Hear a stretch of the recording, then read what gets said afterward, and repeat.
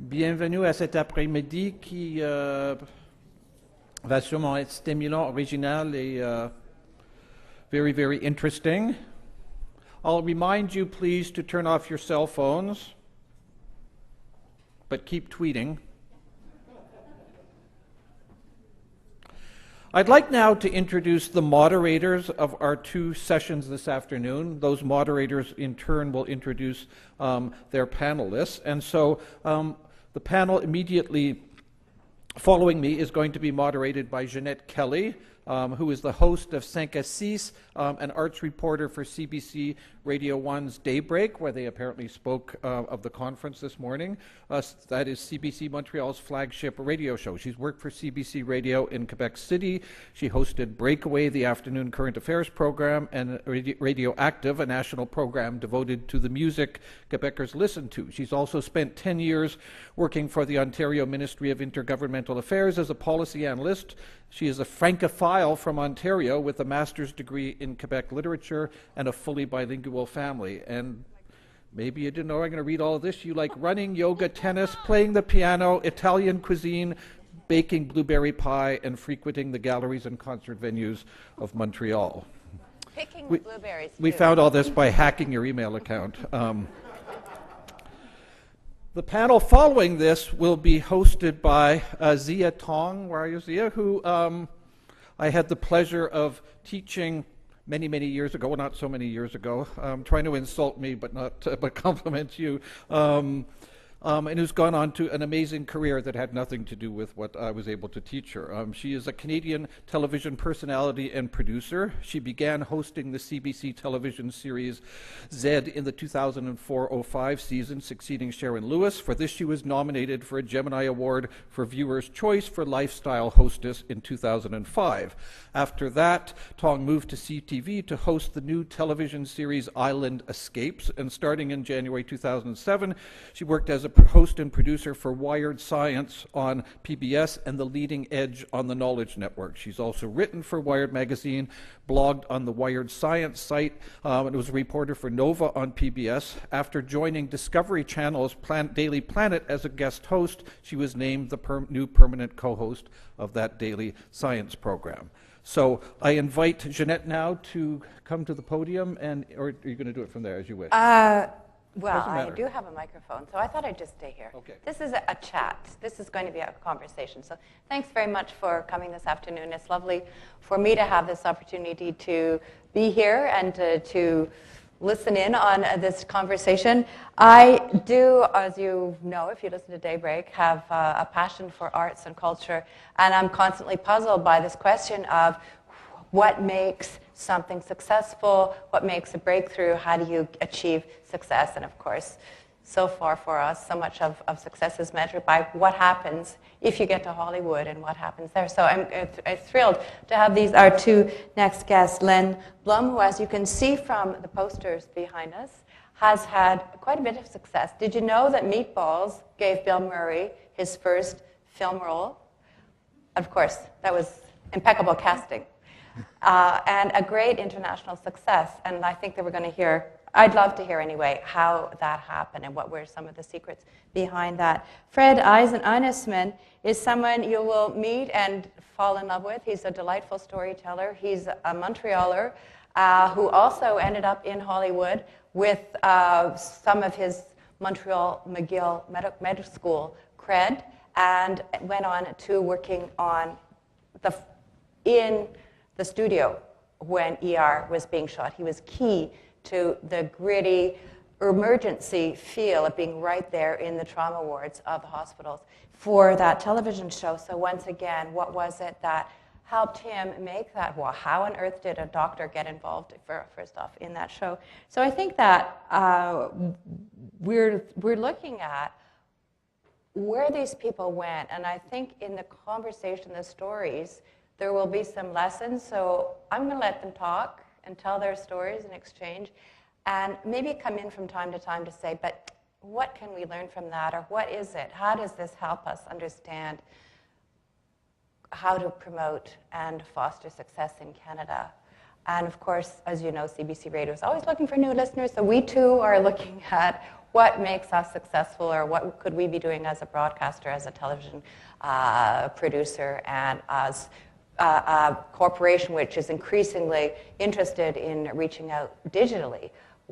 Everyone, I guess, in the cultural industry in Canada is trying to figure out how to make it work so that people watch, listen, go to our movies, love our music, and just thrive in this immensely challenging international world. So Len and Fred, thank you.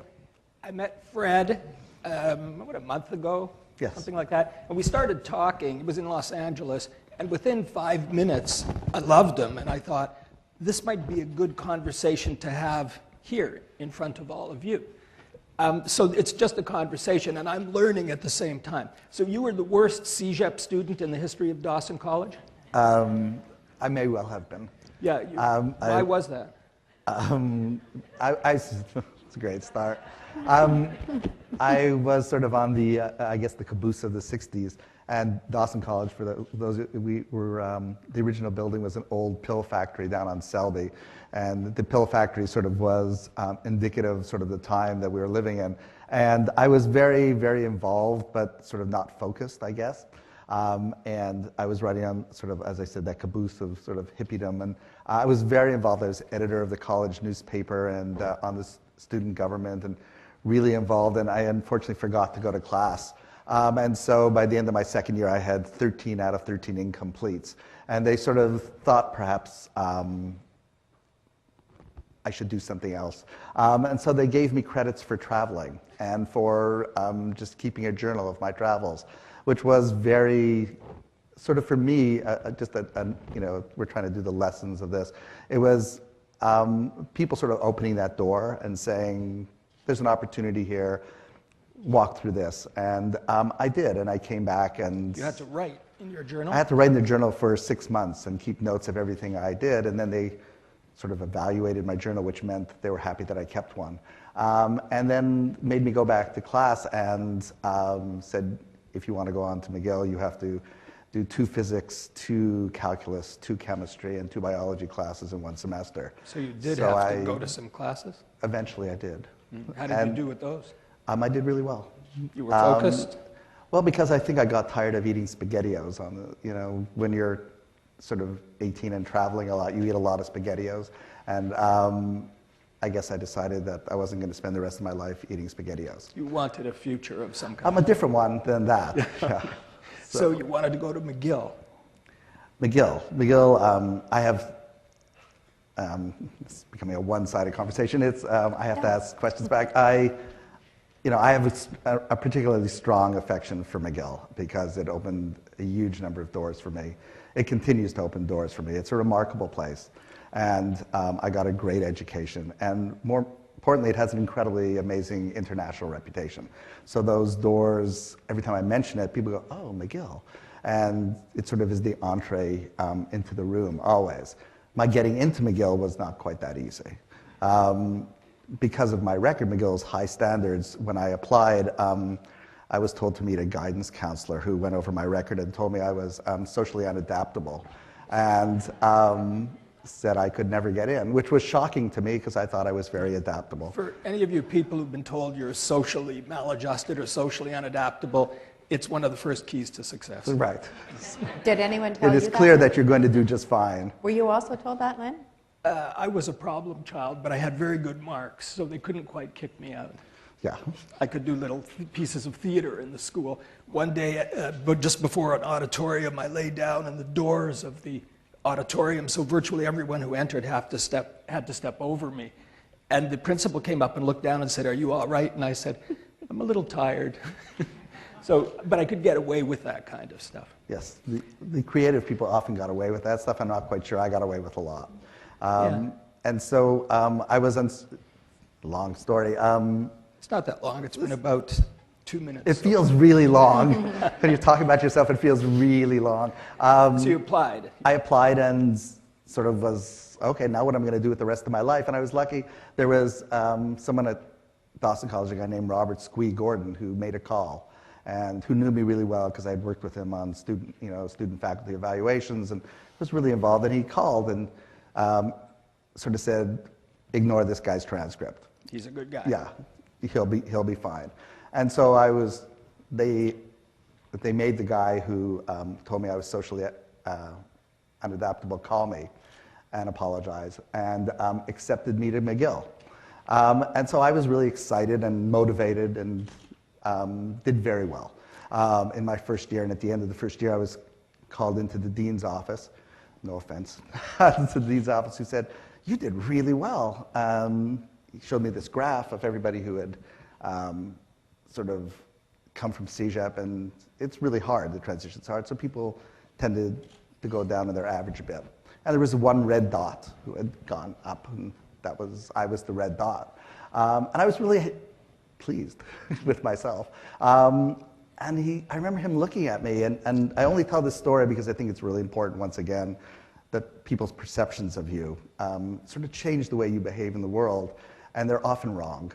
And so you have to remember that. So he looked at me and said, "Well, how did you do that?" I told him that I didn't want to eat SpaghettiOs the rest of my life. And I had a plan, and I really sort of had a goal. And he said, again, "How did you do it?" And it occurred to me what he was really saying was, "Are you cheating?" And I was shocked because I had worked really hard, and I was really surprised that he didn't know that as sort of someone who should have. And he said, "Well, what is your plan?" I said, "Well, I'm going to go to medical school," which I had wanted to ever since I was 5 years old. I just got a couple of detours on the way. And the most interesting part of life, I think, is the detours along the way. They're important. Yes, because those are the things that actually sort of make you who you are. The things that you're expected to do don't really give you a broader picture. But if you can fall out of that narrower society and see whatever else there is, it gives you much more perspective. And as long as you're lucky enough to get back on the road. There are friends of mine who did the detours and never got off the detour. So, and that's unfortunate. So sometimes you're lucky enough that you get back on the road. So you applied to medical school? Sort of. At the end of the thing, he told me, "You are never going to get into medical school because of your record. It's just too competitive. And they're looking for things to keep you out of medical school." So I walked out of that sort of disheartened, and looked up who was the head of the admissions committee for the medical school, and went and worked for him for 2 years. Summers or? No, as part of my undergraduate program, you got to do research, and you were supposed to do it as a senior, so I went and did it as a junior and worked full-time for someone called Phil Gold, who was a mentor to me. So that's a really great strategic choice. Who is the most important Looking back, person it was a really between you and your goal? How can I Yeah. help that person, make their lives easier, make myself of some value to that person? Yeah, sometimes you actually have to figure things out. And his research fellow was a guy named Abe Fuchs, who, for those of you know, was the dean of medicine previously, so, and a friend of mine. So those people were instrumental in sort of changing the course of my life. I applied. I actually never thought I was going to get in, and years later, when I met Phil Gold, and he said, "How's it going?" I said, "Well, I was even surprised I got in." He said, "Oh, you were a shoo-in." And I went, "Well, why didn't you tell me that?" And he said, "Because that would have ruined all the fun." And he was right. You don't want to know the ending, right? Yes. You go through life. Exactly right. It's better for not to him, know he the was ending. actually really smart. That part of it is going through the process. If you know you're going to be okay, it takes the excitement about the journey is gone. Part of the joy of life is, I know it's the cliche about the journey, but it is the journey. And it's sort of those moments you look back on and say, "Oh shit, look what happened." Those are the great moments that you sort of love, and those are the moments that make it all worthwhile. So you got into medical school. Much to my surprise. How did you do in medical school? I did okay. I did pretty good. Now, you told me in LA that you were given complete responsibility for the emergency room on a Saturday night as a resident or as an intern? Or? Well, when I was here, I did my internship.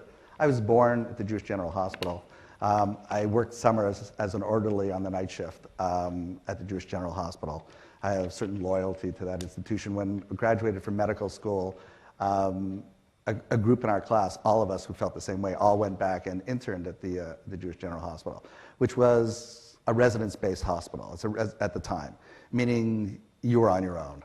I mean, you were really on your own. So everybody knew I wanted to do emergency medicine, so the first week after medical school, I was put on the night shift in the emergency department, which meant from 12 o'clock at night till 7 in the morning, you were on your own. The lab was closed, the x-ray department was closed, and you took care of people. Who came in? Everybody. And it was terrifying. It was, and you know, I had no clue what I was doing, and I was really terrified. The nurses were wonderful because they knew far more than I did, and so they would cover you. So you would go, I want, and they go, and they give you a list of like, I was good at test taking, so they would give me options like A, B, C, or D, knowing that I would probably pick the right answer. And most of the time I did. If not, they'd give me hints, and I would then get the right answer. But I was really terrified, but it was a great experience because all of a sudden you were a doctor. I used to go home every morning at 7 o'clock in the morning and wake up at 10 o'clock, 3 hours later, in a cold sweat. And I would drive back to the hospital, and I would pull all the charts from everybody I'd seen the night before, and I would call everybody to make sure they were still alive. And they were, but honestly, sometimes I got lucky. That's the real world, right? It was, it's not the way it is anymore. Just to reassure everybody, there's now, the system has changed. I was on I graduated from McGill, and I was interested in emergency medicine. I applied, and I went to UCLA, and I'm jumping. Why did you apply to California? What made you interested in California? Because you grew up in Montreal, you liked Schwartz's, you were happy at Montreal. And I had an incredible split about that in terms of deciding my life. I applied to the residency here. It was very new. I was, ER medicine when I went was sort of those surfer guys. They sort of worked in California. Yeah, they sort of worked a couple of shifts, then you hung out at the beach, and then you traveled, and that appealed to me a lot because it was like the perfect life of a doctor. You got to sort of work really hard, really intense, and then you went home and you were free. And I sort of loved that, and it's, Phil Gold turned to me and said, what kind of life is that for a nice Jewish boy? And for me, it was a very nice life. So what were your hours in California? Well, the getting to California was, I decided to move to California in Mr. Bernstein's history class in grade 10, when looking out the window with my friend Irv Edwards, who also moved to California and is a doctor, looked out the window at Benny Farm where everybody was skating and said, we're not going to live like this. And chose then, but the decision was really hard because I got into the Royal Victoria Hospitals program, which was a really hotshot program at the time, and I applied to UCLA and County, only 3 places in California, which was really naive because everybody else applied to 40. I had no idea that it was that competitive. I think a lot of my success in life is because it never occurs to me that there are huge obstacles. Mm-hmm. That's important. So it's actually important not to know that it's impossible. Sometimes you just don't realize that people are standing in your way. So if you do, that gets in the way of things. If you just simply say, oh, I'm going to do that, oftentimes you wind up just doing it. Yeah. And sometimes you just stumble into it by luck or by, gift, whatever it is. But you do. If you know that it's really hard, that sometimes it makes you stop. And if you just sort of don't know that, you just sort of do it. So I applied, and I got a call. I'd gotten into the Royal Vic program, and I got a call from UCLA saying, congratulations, you're in the match. It was the #1 program in the country. And I said, well, can I let you know? And I looked back, I was like, insane. And he said, he was shocked too, and I said, I'll call you back. And I sort of hung around and sort of thought about it. Do I want to leave Montreal? I love it here. It's home. I have lots of friends, but it's California. And I had family in California. I had visited many times during medical school. I did half of my medical school rotations in California because McGill was so progressive. They allowed you to do electives anywhere you wanted. So it was really a remarkable experience. And my sister, who was in law school at Boston, called me up and said, so what are you going to do? And I said, I don't know.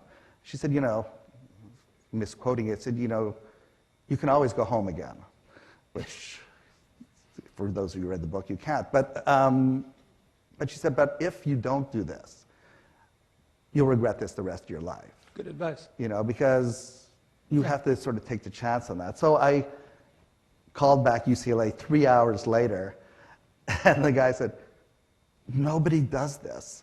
And I said, well, I really want to go. And he said, okay. And by the time I arrived, which was 3 months later, I was famous at UCLA. I was the only person in the history of UCLA who would put them on hold for 3 hours.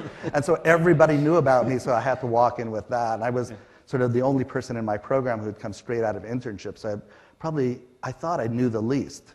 And surprisingly, I didn't. And that's, again, a McGill thing. Because I had had that experience in the emergency department and had taken care of patients and sort of been thrust into it, when they sort of, at the Jewish General, me and my friend Frank Litvak, I'll tell you a story about that, ran the ICU. I mean, we ran it. There was nobody else. So I remember, and I'll tell you a patient story, because these are ER stories. A guy came in and fell off a ladder, and this has been on ER, and it's been on Grey's Anatomy, because there are variations on it. You write it on There are every medical variations, show yeah, you every work show, on? the stories go over and over again. A guy fell, and he had a pneumothorax, a collapsed chest. And the treatment for that is you put in a tube, and you put it to suction, and it reinflates the lung, like a balloon. Instead of blowing in, you suck on the outside, the lung will re-expand and heal. So we put in a chest tube. We were really very slick. And he was in the ICU, and he started developing arrhythmias, an irregular heartbeat. Well, we did what every really good resident, we got a book and looked it up. And went, lidocaine. So we started him on lidocaine. Arrhythmia didn't go away. We started him on procainamide. I mean, there's a list. It was 9 medications. By the time he arrived in the morning, our attending, who showed up at 7, we had 9 IV bottles of multiple medications running on this poor guy, trying desperately to stop this arrhythmia.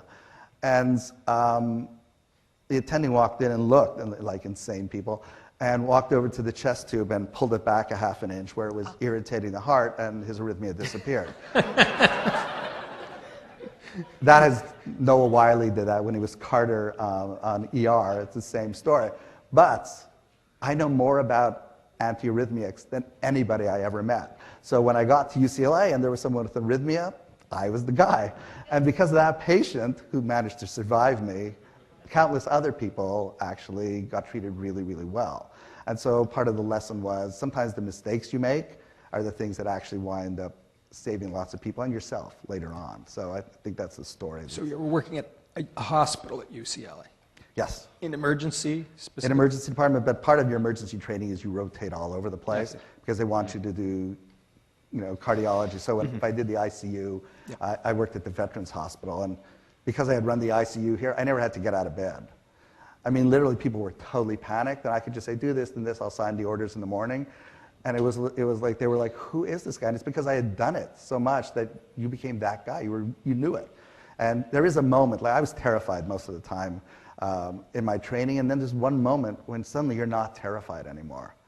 You realize you actually know what you're doing. And it's a surprise because you don't know how it happened, but it's, the story is that's mostly about life. There was a terrible book in sort of, I think it was the 70s, right, called Passages, which is a book about, you get, at the beginning of every decade, you're really horrible at that decade. Like your 20s, you can't figure out your 20s. And by the time you hit 28, 29, like, oh my God, I'm good at my 20s. And then your 30s happen. And then you're really terrible at your 30s until 39, and then I got it. Well, the same is true about almost everything in life. You sort of hit that stage where you're really good at something, and then something else happens. So for me, it was, I became an emergency doctor.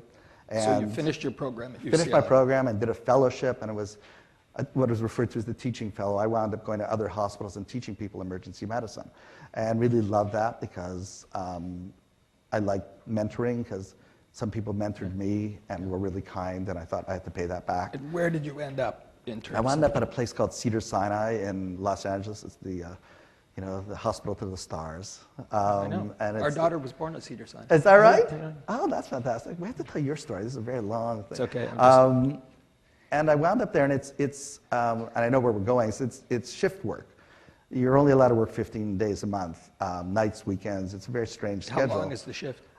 There it was 10 hours. So you do a 10-hour shift, 15 I used to work days 24s, and then I wound up being 12s, and then it was 10s, and it was 8s. What happens is the stress level, we were seeing 150,000 patients a year. So there are often 8 doctors at a time. It is chaos. And as the years went on, it actually got more and more difficult because the medical system changed, and HMOs and things started, all these sort of fun patients like the sore throats, you know, my wife's there, but the cute girls with sprained ankles, those patients disappeared because they're, you know, they're screened out.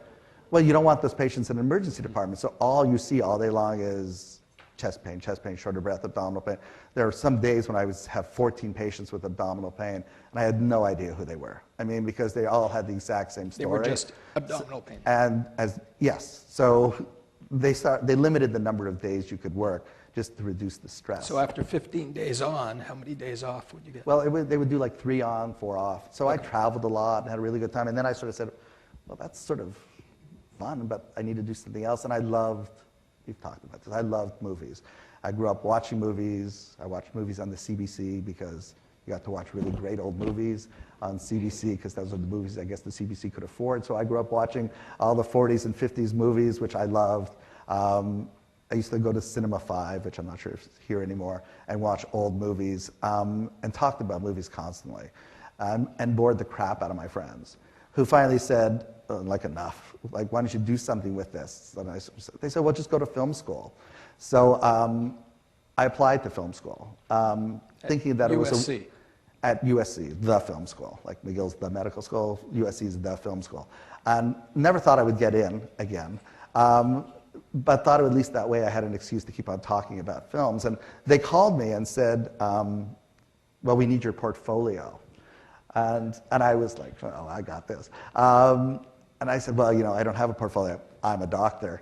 And they went, oh, we have lots of those. And they did. There were 4 other doctors in the program. Surprisingly, there were far more lawyers. It turns out lawyers are very unhappy with their lives and want to do anything else. So there were tons of lawyers. Just a quick note about LA lawyers. All of their clients are people who have proprietary percentages of cultural products, of movies, of books, of lines of clothing. So they're continually seeing these people who have massive amounts of money coming in, and that lawyer is still billing. Maybe it's $250 an hour, but they feel poor relative to their client group, so they seek other venues to expand themselves. And also it's that moment where you go, well, that's not so hard.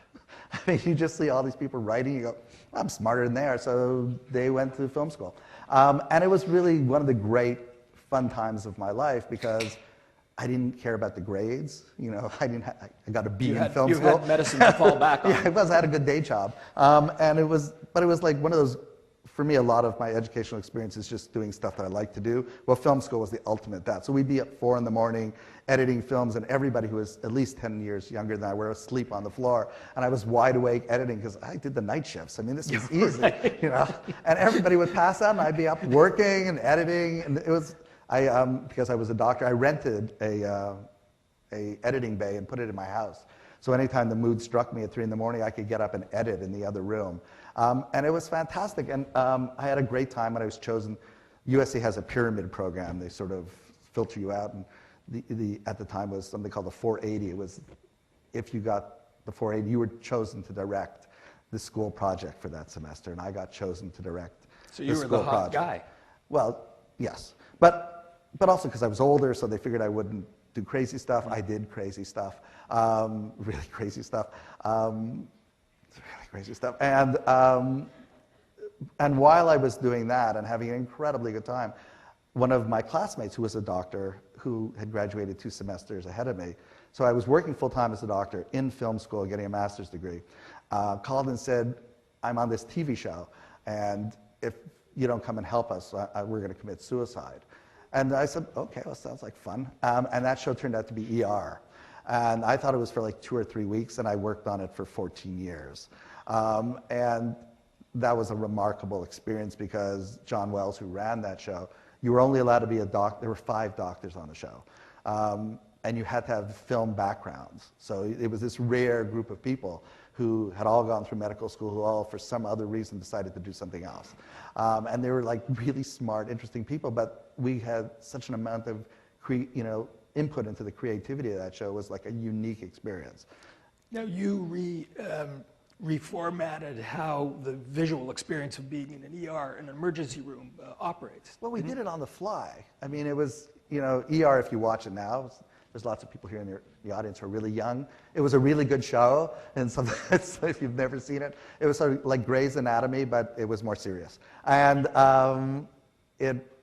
we had to create stuff on the fly of what it was like. And so we developed this sort of quasi-documentary feel that developed over time. I wasn't the originator. They did the pilot without me and episodes without. By the time I got there, we sort of wound up finessing this whole feeling about, all those things flying in the foreground, the background, things going on all the time. There's action all the time. All the time. So, for us, the rule was if it lies, it dies. So you had to keep in motion all the time. So we created all this artifice that if you watch it, there are things going back and forth, IV bags in front of the screen. You have no idea what it is, but it makes you feel like, oh my God, I'm right there. And that became sort of the tone of the show, and it was picked up by a lot of other shows as they developed. But I was responsible for all those scenes. So all those medical scenes that you saw, I choreographed all of those. And so when a new director would come in, they were terrified. Now, I did thousands of those. So after a while, the new directors would come in, because in television, often you have a new director every week, because it's just the way it is. And they would come and speak to the producers and go like, those medical scenes, how do you do that? And they go, don't worry about that. The doctors do that. What you need to worry about is the lounge. The lounge is the kiss of death, because two people talking like this can often get really boring. So they said, worry about the lounge. And we would do all those scenes. The directors would come in, and it's all, watch this. And it's like, okay, great, let's shoot that. And it was really fun. And I got to direct an episode of ER. Your which first was day, terrifying. what was your first day like? On ER? Yeah, like you walk in, this is your first time working on a TV show. They were really nice, and they actually were really smart. There was the guy ahead of me, who was a guy named Joe Sachs, had an educational system. He was such a doctor. He's a very smart guy, but there was a checklist of things I had to learn that he was doing, so he went through the checklist. So it was like TV medical school. It was ridiculous, and I had to do 3 practice runs with him. It was just like, they teach you see one, do one, teach one. In medicine, well, I did see one, do one, teach one on the television show. So I had to show him I could do it in the practice one. I had to do one, and then I was allowed to then teach the actors, because the actors come to you, and especially in that show, you were the source. They really wanted to feel real, and so you did everything to show them what it looked like so they could act like you. Now, today you told me that when someone dies on the show, the actors always wanted to stand there and have their moment of reaction. Well, not the original group. The original group were like amazing people who I still adore. That was George Clooney? Among others. And Anthony Edwards and Eric LaSalle and Noah Wiley. They were just amazing people who loved the doctor thing. They loved it. They wanted to be doctors. And so if I directed this, I'm going to change, but I directed this scene. It was a Noah Wiley scene. And in the episode I directed, Noah Wiley was in a Santa Claus suit the entire day. And it was hot, because you're under those lights, and he had to take care of a kid who got his penis stuck in a zipper, and he had to do it with in this suit, and he was sweating, and I was a new director, so it took me a long time. And I did it, and finally we went in, after hours, we're 8 hours in. He's in this suit the whole entire time, and we finally get into the trauma room where I'm now. And I go, I can get through this. We'll do just 2 shots. I'll go around and around. You're done. And he says, come here. And he says, don't ever do that to me. And I went, what? He said, I've worked really hard all day long for this moment in the medical scene. Don't cheat it. Don't ever cheat it. Don't ever think you're doing me a favor by making it easier. Make it harder, because I want it to be really good, and as hard as you make it, it'll make it better for me. Yeah. And I still remember that, and so everything I do, when I do it, I'm not afraid to make it harder, because making it harder makes it better. Yeah. You have to put in the work. And I respect him so much for doing that, and we did that, and it was great, and I've remembered that forever. Great. You said your first day with Clooney, he was good. Yeah, I have nothing but nice things to say about George. You told me a great story. Yeah, the great story is that you're on set, and it's George, and he's like, it's George. It's like, he's the guy. And him and Anthony Edwards set the tone for that show. It was a remarkable experience, because those guys were pros and hung around with us, but you weren't allowed to screw around, and you weren't allowed to not know your stuff, and you weren't allowed to be, they wanted it to be great. And they were always fun, but they always wanted to be great. And I remember walking into a room, and there was a guy, what we refer to as a day player, an actor who comes in for just a couple of days, it's not a regular, and did what many tried to do, which is, I read this, and I spoke to my doctor, and my doctor said this, this, and this. I said, well, no, that's not the way we're going to do it. We're going to do it this way. And he went, no, I spoke. Day players get a line. They're not extras. They're brought in, they get at least one line. At least They're one always line. trying to make their part And ER, bigger. they had big parts, because their relative died or they overdosed. So they actually had pretty big roles, but he had this whole thing worked out with his doctor. And I was trying to explain that we had a certain way of doing things, and George walked in and sort of said, put his arm around me, said, see this guy? The entire success of our show is dependent on him. Whatever he says, I do, and you should do the same. And turned around and walked out. This was like day one? Or Yeah, really? it was probably a couple of weeks into it by that point. Day one, I screwed up. But this was a couple of weeks into it. And the guy looked at me and went, oh my God, I'm so sorry. I had no idea who you were. Whatever you say, I'll do. And I went, okay. I walk outside and George is just sitting there and said, pretty good, huh? And he took care of us. On our first day, I had no idea how, like most things, like being in the ER and showing up the next morning, you screw up, but you learn. And I remember giving a guy, and on average, each person had to do 3 of those passes. And by the end, I had 6 people doing it. 3 passing equipment in front of the So like someone passing the IV bag to another person. You never see those people. All you see is the stuff, but all that stuff is choreographed so that every single line, I know what object is being passed in front of the lens, where someone's crossing behind the lens, what everybody's doing on every single line. And the camera's moving. Right. So every single line was completely mapped out. So I could bring every single actor in and say, on this line, you do this. And I would do that with 15 people. And it was like a ballet, so that at the end, when you put it together, everybody had done something. And it worked. I didn't know that at the beginning. So every person averaged 3 things, because that's all you could really handle. On my first day, I gave one poor guy 17 things to do. He actually got drunk during the course of the thing and was running around the table desperately trying to do stuff. And finally, the actor was so desperate, said, "Give me the damn bag," which was the take we actually used, because it was so real, because he was just desperate. And the guy never returned. He never came back to the show. That was the last time I ever saw him. But I learned then, they can't actually do 17 things. And so... you have to learn. Day by day, you learn things, especially at the beginning. You learn things every day. Which Early is why on in your film friend shoots- Ivan Reitman. Oh, tell that story. Because then we can switch to you for a change, which would be wonderful. I did a film with Ivan Reitman where I came in just to do the medicine, because at some point I developed a reputation for doing that, so I got to do a lot of films as a consultant. And Ivan and you are very, very close friends, but he's tough and has a tough reputation, and he's a big guy and assertive. And I got on the set, and his producer came over and said, okay, we have 3 days to shoot this scene, which for me was ridiculous, because we'd shoot that scene in 2 hours in ER. But it's a film, and so What was the scene? it was a scene in a film called Evolution, and it was an alien doing a rectal probe. It was high-tech medicine. Sorry, the alien was doing the rectal probe? Yes, they were doing a rectal probe. So, On a human? Yes. Just like to get the picture straight. It was different than ER, but the concept was the same. You had to do this medicine. It was just alien medicine, and so I came in and I was watching, and it was like, okay. And I said, well, to the producer, I said, well, can I have the actors for like 10 minutes? And they went, oh no, you can't have the actors for 10 minutes. Like, Ivan will kill you. I went, no, really, give me 10 minutes. And there was a whole conference, and he spoke to Ivan, and Ivan came over and said, okay, give him 10 minutes. Which was like, everybody's like, oh my God, this is a disaster. And I went in and sort of blocked the scene. It's an alien rectal probe. I mean, it took me 12 minutes to figure it out. And we did it, and they rehearsed it, and they were really good. And they're actors. They're really smart. They picked it up really quick. And the producer's pacing and really crazy. And Ivan walks over and he says, okay. And I say, go, action. And they do this thing, rushing around, passes are happening, it's very excited. And silence, and Ivan just looks around and goes, well, let's shoot that.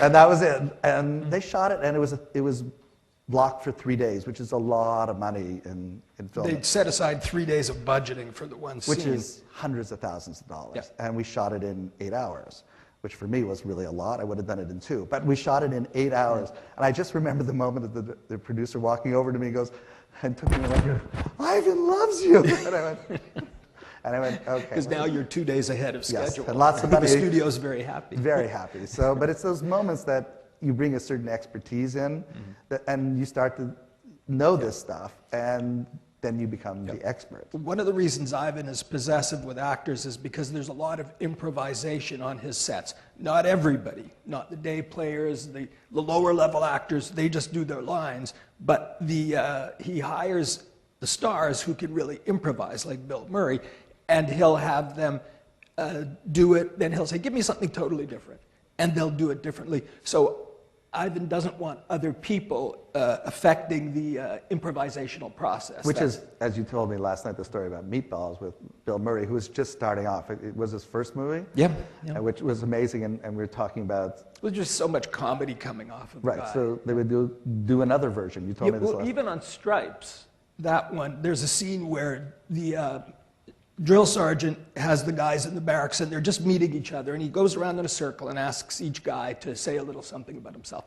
And it's all scripted. Each guy says exactly what's in the script, except for Bill. Bill would do something and Ivan would say, give me a different one. And Bill would do a different one. The one that's in the movie, Bill says, Ivan said, maybe the third or fourth time, Ivan said, give me something off the wall. And Bill says, I very rarely wear underwear, and when I do, it's usually something special. Right? And Ivan's on the floor laughing, and that's the take that's in the movie. But that's just Bill. With a talent like that, you let him go. You play him. You know what I mean? You just let him play, and he'll give it to you because that's the talent. But everybody else sticks to the script. So Ivan nurtures that kind of improvisational environment and certainly doesn't want the doctor telling people what to do.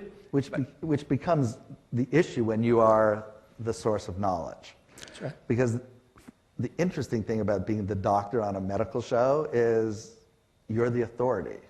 And it's a weird thing because... Well, he doesn't know how to do a rectal probe. You do. But it's also weird for the actors because on one hand, they don't want to listen to you. But on the other hand, they know that you're going to save them from looking really foolish. Mm-hmm. So there's a unique relationship that when I became purely a writer and wasn't on set, they didn't care anymore. But, so what happened? How did you become a writer? Well, I worked on ER for a long time, and were you still doing? I was still working in the emergency department full time, so I was doing both. So I would sort of work on the show and then work weekends, and there was other people, so we'd alternate episodes. So I would prepare an episode and be working in the ER at the same time. Eventually, that became sort of impossible because my responsibilities I became the medical supervisor, which meant I worked with the writers as well. Did you love it? ER? I loved the ER. It was still like, I have lots of favorite times of my life. Today's a favorite time of my life. I mean, I have lots of favorite times of my life. ER was unique because it was like this great combination of my left brain and my right brain, and I got to combine that in a unique way. I got to sort of like be creative and sciencey at the same time. It was Beatlemania. I mean, you know, people don't remember, we had a 44 share. That meant 44% of all televisions in the United States on Thursday night were watching ER. 1 out of 2 televisions. More people saw ER than any feature film on a night, than any feature film that came out that year. How many million people is a 44 share? It must have been 200, 250 million. I mean, okay. It's ridiculous. So it's like you're not the Beatles, but you're like the guys who hang around with the Beatles. So it was that kind of thing. It was, or U2, or anybody else. I mean, it's just that. It was a phenomena. When ER went off the air, it had a 16 share. And I think it went down to an 8, which is, Grey's Anatomy this year is... That was 14 years later. Right, is a 3.6, and it's a huge hit. Yeah. Our show, when we started off, if we got a 4.3 on Private Practice, we were a huge hit. They were happy with us when we were in the 3s. So we were getting a 3, ER was getting a 44. And that has to do with, cable and the markets, a whole bunch of things. But 44 is still like, oh my God, that many people were watching. And it was like, so it was strange for me, and but you had this incredible responsibility as a doctor because people were getting their medical education from ER. I mean, people were, Anthony Edwards had, his character Green dies of a tumor. And he recognizes he has a tumor because he looks in the mirror and sticks out his tongue, and his tongue deviates to the side and goes like that. And he realizes that his brain, part of it's not working, and that's why his tongue goes to the side. 3 weeks later, we got a letter from someone who said she watched the show and hadn't been feeling well and went and stuck her tongue out. And her tongue deviated to the side.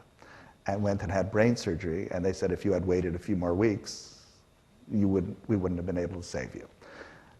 You realize that you're having that impact all the time on people. You would get calls from doctors or All letters the from time. doctors thanking I you? used to go, because I was still teaching at the same time. So they would have like Thursday night sessions where I would go and the residents would watch the show. And then they'd watch the show again, because once you watched the show just because it was cool, and then you watched it to analyze the medicine. And they learned from the medicine. When, and I'll tell the Abe story. It's one of the deans of medicine wanted to use the show to teach ethics in the medical school. And he came to, and I've given the story away ahead of time, but he came to visit LA, and my friend Frank, who graduated from medical school with me and is still very close, was one of the people who invented the stents that you put in people's hearts. So he's a very successful guy. He's very wealthy. The American model of medicine. So he did very well. So we went out for this lunch with the dean of medicine, and I thought it was about soliciting funds from Frank, which would be appropriate. We're both grateful to the medical school. It turned out the dean wanted to speak to me about using ER to teach ethics. And so I was... It's a huge compliment. Well, also it's a huge compliment because I'm sitting next to Frank, who's really famous and stuff. It's really about me. And I was enjoying that a lot. Halfway through I'm really bad at names. It's an ER doctor phenomena because you never meet anybody long enough. I mean, they're gone in 2 hours. So it's the appendix in 12. It's the shortness of breath in 3. I stopped learning people's names because every 15 minutes there was somebody new, and it's a really bad habit, but it's mine. And so halfway through the meal, I look up and I go, "And you're Dean? I'm so sorry, I've forgotten your name." He said, "Oh, Dean Fuchs." And I go, "Oh, that's a really interesting name because there was this guy in Montreal who was my mentor like 25 years ago by the name of Abe Fuchs. Do you know him?" And Frank, of course, has his moment and smacks me and goes, "You idiot, this is Abe Fuchs." But you have to understand, California is different, right? It is. And so I look up and there's this long, long, terrible pause. And I look up and I go, "Abe?" And he looks back and I realize he just realized too. And he goes, "Freddie?" And there's this moment of like, "Oh my God!" And we hugged and became friends again.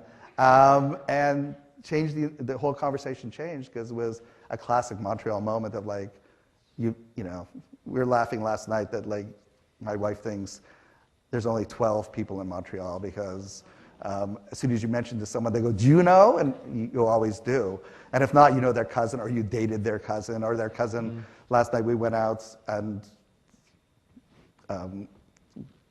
at a great table and had an incredibly great conversation. And I wrote my sister back and said, "I met all these incredibly interesting people at the table." And she wrote back and said, his cousin is married to our cousin. And so I came back this morning and said, "We're family." So that's a Montreal thing. So had you not moved to LA, you'd be a doctor in Montreal, just no media involvement? The path not taken. I don't know. I know that,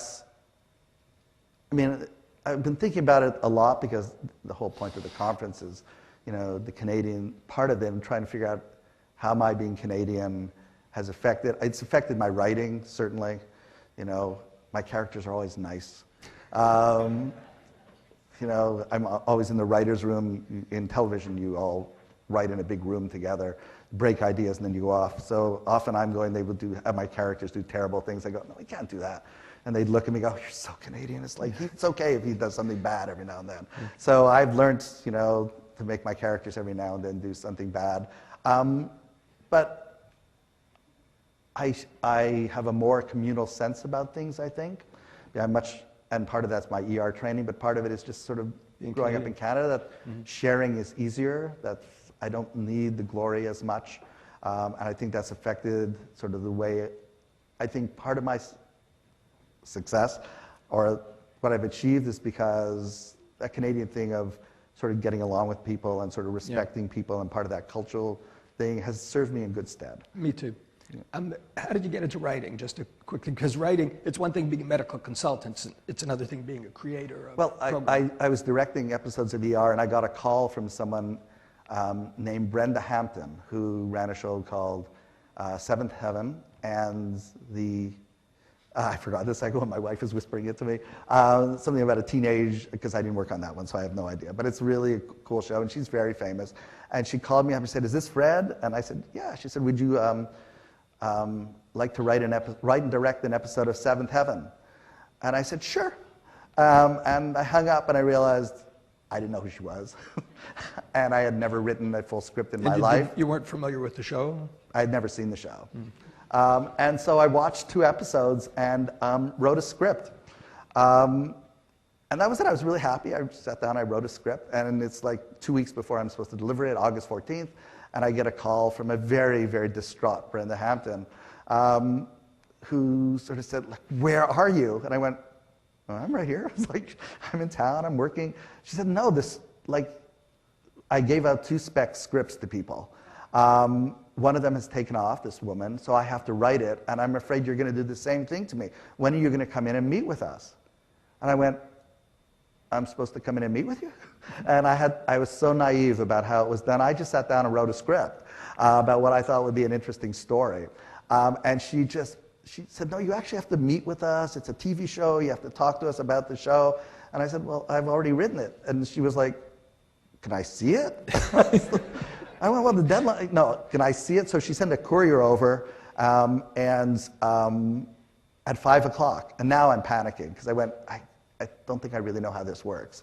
And she called me back because she's a lovely person, and called me back at 6:30 and said, "This is pretty good. We're going to just shoot it." She said, "You left out 2 characters, but I'll just add them in." And we shot the script. So I was like, that's how I realized you actually had to have writers' meetings and go in the room. And He said yes. He got a call. He said yes. He didn't say, "Talk to my agent, let me talk to my friends." Unlike going to UCLA medical school, you didn't say, "I have to think about it." You just said yes. I was shocked that I said yes, but at that point, bravery was everything. But there are times, particularly early on, where it's really important to say yes, even if you don't know anything. To say, "Yes, what time do you want me there? I'll be there." Then you figure out what you need to know, what you're going to do, but you already know you're going to be there. And I think it's really amazing. You look back and go, "Oh, that's when the door opened," and you walk through it. Doors open all the time. You just have to sort of blindly walk through them. There are all sorts of opportunities, I think, and I consider myself very lucky, but I also know that I walk through those doors. We were talking last night about bravery and how at a certain point in your life you stop walking through as many doors because you start getting a little scared being 20. You don't have to, too, because you've achieved a little more, you have a little reputation, and reputation really helps a lot. You know, once you have a little bit of success, you don't have to sell yourself as hard. And I was thinking about it because we talked about it last night, and I think there's the other side of that, is you have reputation, so you don't think, "Oh, maybe I shouldn't walk through that door." And so that's the other side. I was thinking about it. Sometimes the big risks that I took, sometimes they failed miserably. But, you know, I took an acting class because I wanted to direct, and it was with someone named Nina Foch, who was a really famous acting teacher at USC, and she was really wonderful. And the first day of class, we get up, and she wants us to act as if we're bringing a bomb onto an airplane. It was a different time. But that was, I just realized, oh my God, how horrible. But that's what we did. And so some people were really good actors, and I was dreadful. And there were a number of us who were really dreadful. You were like a nice, happy guy. I was just terrible, you know. It's just I was, you know. And finally she said, "Okay, how many of you were really bad?" And so we raised our hands, and she said, "Why?" And you know, the answer was, I was embarrassed. I mean, I was embarrassed. And she looked and she said, "Have you ever been embarrassed before?" And like, so everybody said, "Oh yeah." She said, "Did you die?" And everybody went, "No." She said, "You're not going to die this time, so get over being embarrassed." And I always remember her saying that there's all sorts of things in life that you're going to fail or you're going to be embarrassed. The next day, like, oh well, you move on, and it's not going to kill you. It'll be all right. And so if the chance happens and there's a risk to take, you're not going to die. It's going to be okay. You're still an emergency doctor? I am not. But you're board certified? Yes, I write my exams. I keep up. I was in a car accident, a bad one. I crashed my car. And so my back is bad, so being on my feet for 12 hours makes it difficult. So No, I'm write all not the suggesting time. you should No. be. I'm just curious. I would love to be. I mean, I miss it. So I got that. So, but I keep my boards up, and I keep doing better and better in my boards, which is the story we're talking about because we were talking about it last night. I was really nervous about my board exams, as my wife will tell you, and I didn't have time to study because I was writing and doing too many things. So they gave me like 2 hours a day to study while I was working on the show. They were very nice. And so I was studying desperately, and I came home, I said, oh, I'm going to just bomb on this. I mean, there's just so much to know, and I don't remember any of it In anymore. your first boards, you studied for 8 months. Yes. And here you studied for a few hours. Yes, 2 weeks. And it was my third time. You have to redo your boards every 10 years, which is just awful. You think you're done, you're never done. And I went into the board exam. The first question was thalassemia. And I went, oh, blue babies, because we had just done a show about blue babies. And so I knew that one. And the next one was this, and I went, oh, the guy with congestive heart failure. And I'm just flying through this exam. I mean, flying through this exam. And halfway through, I realized, oh my God, every single episode I did on television is on this exam. And it turns out that they test you. They don't test you about the things you know. They test you about the obscure.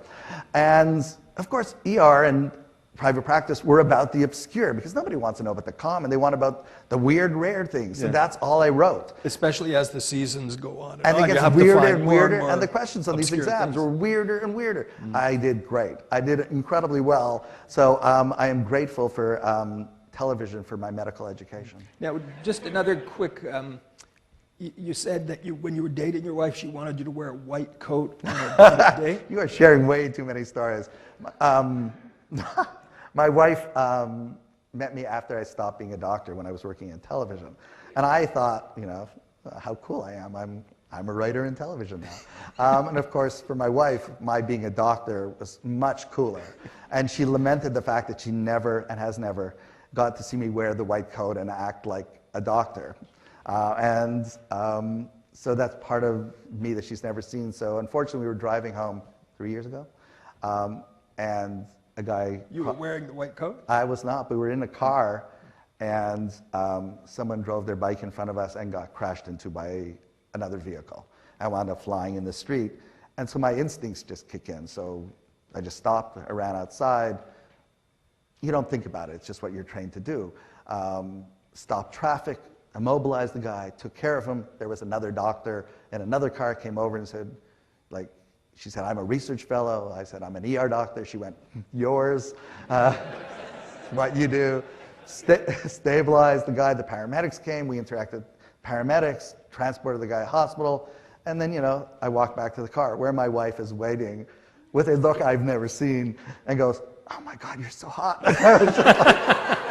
And so that was the only time she's got to see me as a doctor. But I thank God for that one moment, so at least she knows. That's great. How are we doing for time? You're doing great. Lynn and Fred, we've got about 15 minutes left, and I was thinking maybe people in the audience would have some questions. Anybody have? But also...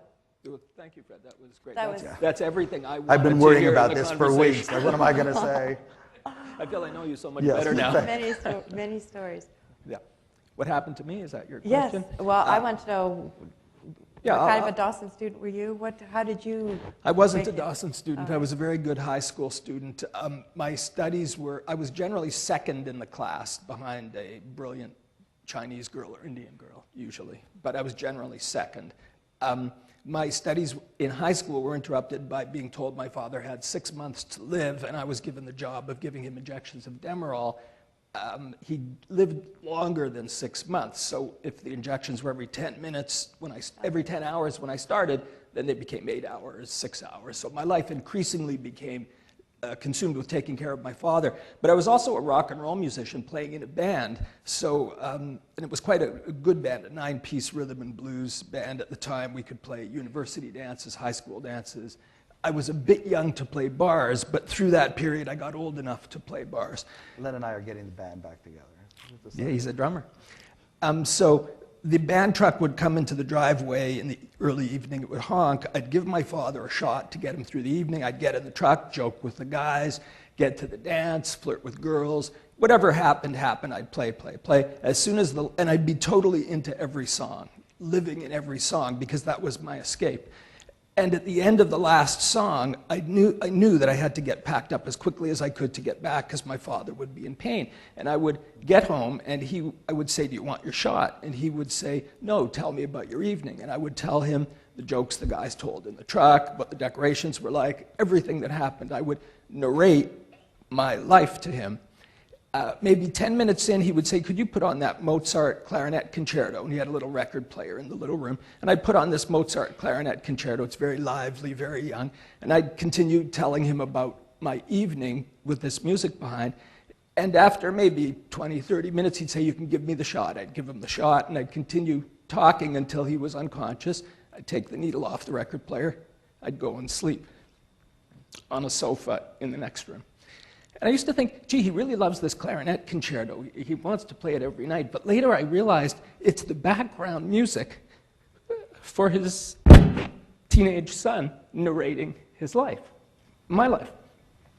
So I had this experience. I kept him alive for 1.5 years. And I think that was really the core of being able to tell a story, because I got the chance to tell my dying father daily what was happening in my life as a rock and roll musician.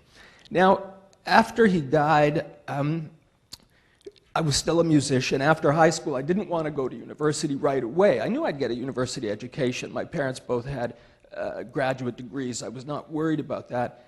So I continued being a musician, got married to my lovely wife very young. I was 19. She'd turned 25 days earlier, so she was 20 by 5 days.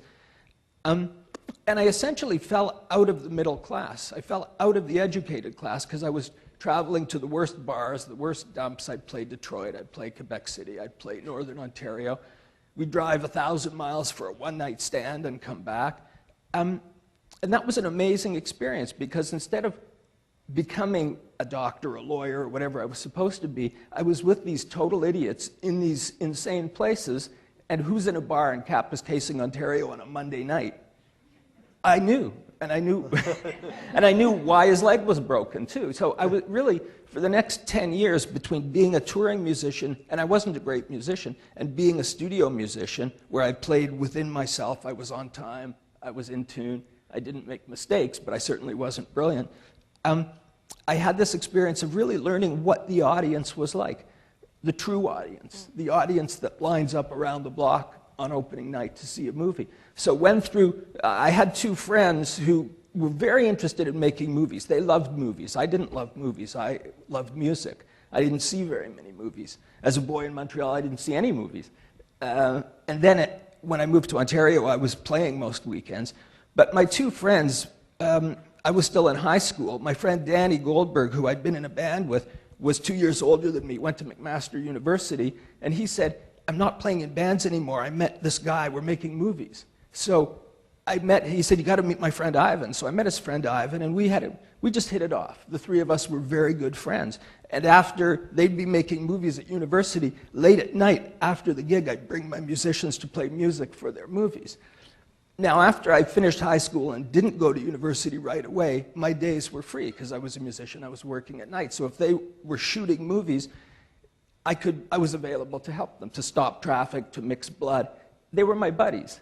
They were into movies, okay? Now, back then, this is 1976, 75, there was no Canadian movie industry. If we wanted to shoot somewhere, we'd set up somewhere. They'd tell me to stop traffic. I would stop traffic and keep it stopped while they tried to get the shot before the cops showed up, because the traffic was stopped. And then the cops would show up and they'd say, "You can't do this, get out of here," and we'd go somewhere else to try to pick up the rest of the scene somewhere else. These 2 guys, Danny and Ivan, they loved movies, and I was a musician, so I was available. The point I'm trying to make is, if you want a life in the arts, hang out with other people who are in the arts. Find really smart friends. Listen to what their projects are. Show up. Be involved. I never made a cent mixing blood. I didn't care. They were my buddies. I was hanging out with them. They were making movies. It seemed interesting. And at a certain point, they needed something written. I don't think they thought necessarily that I was a genius, but they knew I was available, and they thought I would do a better job than them. It was a France-Canada co-production called Blackout that they were doing here in Montreal, actually. It was a story of New York City. There was a blackout, all these intersecting stories. But they'd shown it to an audience and found the audience was upset because they didn't know why the blackout took place. So Danny and Ivan had filmed a few minutes of a group of hydro workers standing in front of equipment. I don't know, 5 of them were wearing blue hats, one was wearing an orange hat, and the one who's wearing an orange hat is pointing at the equipment. They shot them from behind. So they had 3 or 4 minutes of this fake conversation. And they asked me, this is before fax machines, they phoned me and explained, as I'm explaining to you, what the footage was. They said, we're going to cut 20 seconds into reel 3, we're going to cut 15 seconds into reel 6, we're going to cut 10 seconds into reel 8, then the blackout happens. Explain in dialogue what is going on. That was my job. So I went to the library, I looked up hydroelectricity in the Encyclopedia Britannica, I was a good student, and got some language and stuff, but I also gave the people characters. I made one guy really frightened and one guy really angry, because I'd never, I was just imagining it in my mind.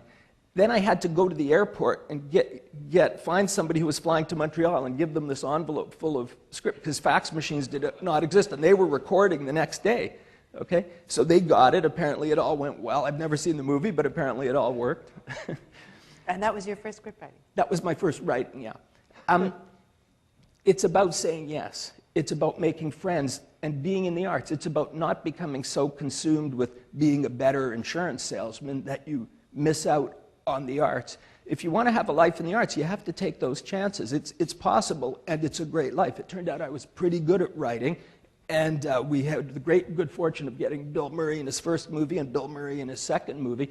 And you learn, especially when you see your work with an audience, oh, does that teach you? Because there were a lot of things that I did not think were going to work that did work. And that taught me that I was wrong and my partners were right. And sometimes there were things that I really fought for that did work, and I realized, yes, fight for those things you believe in. And I wasn't that confident at the beginning, but gradually the confidence comes, and then you get successful and confident, and you have a lot of fun. There was a bit of strategizing, too, was there not? There's a lot of design. Because this is what Fred was saying, too. He happened to work as an assistant to Dr. Gold for a couple of years, and then he happened to know someone else. Yeah, well, I wasn't strategizing about having a movie career, but once I had a job writing any of these pictures, I was consciously designing the picture. So this one, Beethoven's Second, there was already a Beethoven movie. It was successful. I got the chance to write the second movie. And my first impulse, I had a young child at the time, my first impulse was Beethoven should have children. So I said to the producers, Beethoven should have children. They said, yes, Beethoven should have children. So we're on the same page. Now we have the family movie. Things happen between the parents and their human children, and things happen between Beethoven and his dog children. There was one scene, I know this is a silly thing, but there was one scene where the kids were keeping it a secret that they had all these puppies in the house, and one of the puppies had learned to climb the stairs and come to the top of the stairs, and the adults were going to see this puppy and blow the secret. And Beethoven, I'd written Beethoven nudges a door that slams into the puppy, and you hear bum, bum, bum, bum, bum, because he falls down the basement stairs. And Ivan and the other producer, Joe Metrick, said, isn't that a little cruel? And I said, kids have to learn. So it's about reality, you know? Right. I'm not saying we should throw our kids down the stairs, but, you know, it was a puppy. Slam the door in their face. Anyway, it's in the movie. It works just fine. The audience laughs. Ivan's very Canadian. Ivan's very Canadian. Nice moment. There's a lot of design in these movies that is not evident. Like this movie, Private Parts. Howard Stern was massively hated, except in areas where he had a radio show, which at that time was not, he wasn't the well-known name that he is now. The areas where he had a radio show on the air, he was liked, but outside of that, he was hated. So as I began strategizing for this movie, I was visualizing in my mind an audience with an aisle down the middle. The people on the right of the aisle love Howard Stern, listen to his radio show. The people on the left of the aisle hate Howard Stern, have no interest in being there. They were convinced to go there by their boyfriend or somebody who forced them to be there. How can I get these people involved? And after meeting Howard and meeting his wife, I felt, I'm going to tell the story of this relationship. I'm going to tell the story. My feeling was that women like to take rough diamonds and polish them. and that no one was a rougher diamond than young Howard Stern. And he happened to meet this wonderful woman who was a psychiatric social worker who would work with schizophrenics all day. And at the end of the day, she'd come home and work with Howard Stern. Right. So I got the audience who did not like Howard Stern involved in the real challenges of being Howard's wife. And it turns out to be, just for those who haven't seen, it's just a wonderful love story. It's a really wonderful movie, and totally I love that movie. It's totally unexpected because it's Howard Stern, and you're just totally rooting for them all the way through to be in love and make this work. I designed it for people who hated Howard Stern or didn't like Howard Stern. Anyway, I wasn't worried about the people who liked Howard Stern. It could be a crummy movie. They'd still like it because Howard Stern was in it. But I really put a lot of effort into the design of the movie. In fact, Howard loses, he's an adult. Very quickly we go to his childhood, and he's on the losing end of every scene as a 5-year-old, as an 8-year-old, as a 16-year-old. He's just losing. And the first time he wins is when he's with his wife, or his girlfriend, who will become his wife. So he turns to her, actually in the script, he wins a student filmmaking award that he convinced her to be, on their first date, he convinced her to be in a student movie. And he turns to her in the script and says, after it's announced that he won, he says, "It's all because of you. It's all because of you." Great moment. So I'm hanging it on a relationship. If the audience likes the relationship, they'll like the movie. All right? There's design in all these things. As a writer, it's quite passionate because I have to be the good people, the bad people. I'm everybody. And my wife knows I'd be in a room alone, hours and hours and hours, living in a world that doesn't really exist. And it's a bit of an occupational hazard because coming out of the room, I don't recognize people. What are these people doing in my house? How come there's an event here? Am I going to have to talk? Anyway, that's it is a scary moment when people walk in and you're in tears typing. It's yeah. It's a scary moment trying to tell a story and being in tears telling the story too. But I tend to feel very, very deeply about things in general, and that I try to put that into my writing too. You have to have a life. Your work, your artistic work, will be an expression of your life. Your artistic work is not your life. It's an expression of your life. So you have to have a life. You have to have some adventure. You have to go out there, do things, take chances, meet crazy people. You know, actually, quite an exciting challenge, I think, or as these two men have shown us, taking those risks and going out there and doing things and having the dream, and just irregardless of the obstacles, chasing it, I think is pretty great thing to take home from this. Thank you very much. Our great pleasure. Thank you. You want to stand up? Let's do it. Thank you. Love you.